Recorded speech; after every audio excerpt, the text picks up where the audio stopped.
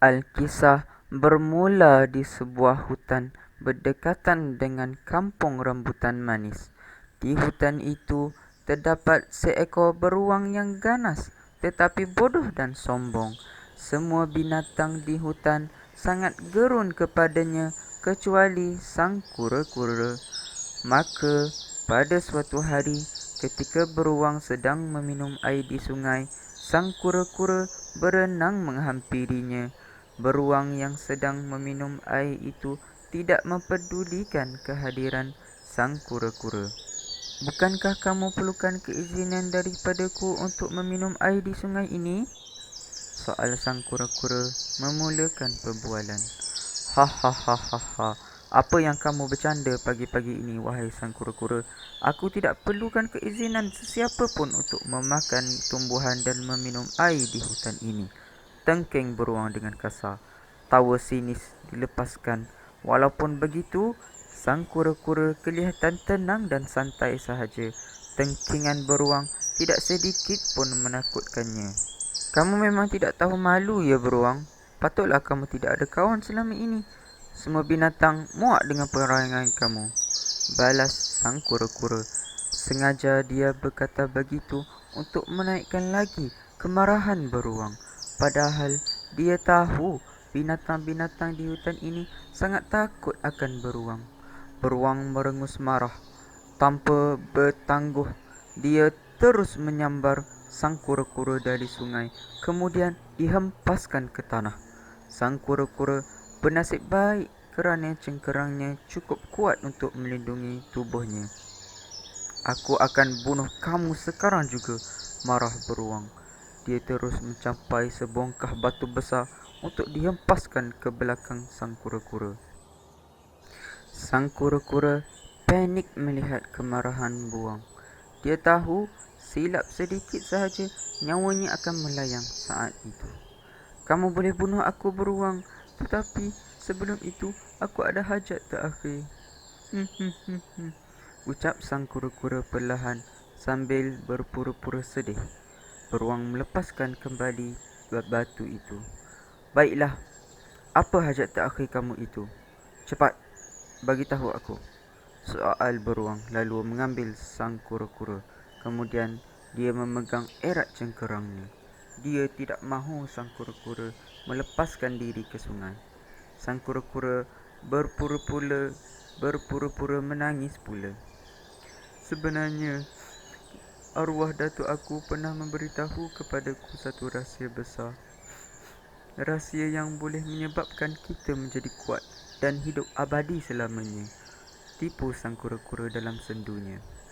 Beruang terus ceria. Mendengarkan kata-kata sang kura-kura tadi, dia tidak menjadi sabar ingin tahu apakah rahsia itu. "Benarkah begitu, sang kura-kura?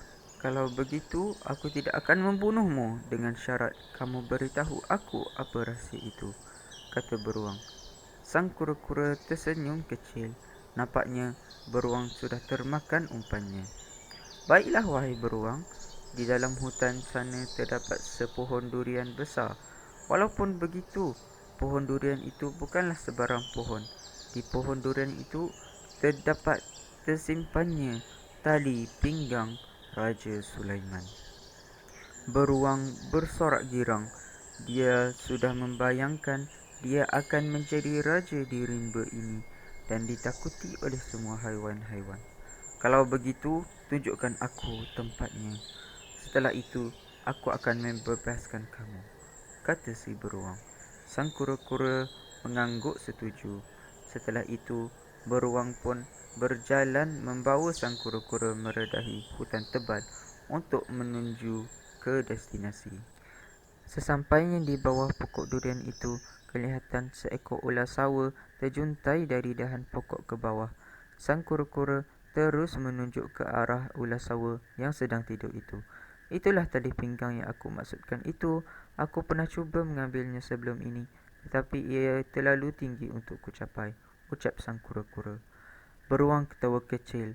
Dia begitu gembira kerana dia akan mengambil tali pinggang itu hari ini juga. "Sudah-sudahlah, sang kura-kura. Kamu memang tidak layak mengambil tali pinggang ini. Dah, berambus dari sini sebelum aku ubah pikiran. Tengking beruang. Wajah bengis dipamerkan kepada sang kura-kura. Dia sudah tidak sabar untuk memakai tali pinggang itu. Ulat sawo yang berkilat itu dan bercorak itu membuatkan kelihatan benar-benar cantik. Sang kura-kura terus melangkah pergi dengan senyuman. Tidak lama kemudian, kedengaran jeritan beruang kuat membelah hutan. Sang kura-kura tertawa halus. Dia tahu beruang telah pun memakai tali pinggang Raja Sulaiman itu. Sang kura-kura meneruskan perjalanan sambil bernyanyi giang kerana dia tahu beruang itu tidak akan kembali lagi buat selama-lamanya.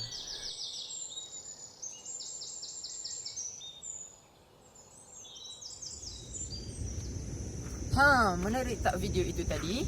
Saya harap anda semua dapat mengambil manfaat dan pelajaran daripada video itu, serta jangan lupa kongsikan kepada rakan-rakan anda yang lain. Sebelum saya mengakhiri video ini, terimalah serangkap pantun daripada saya.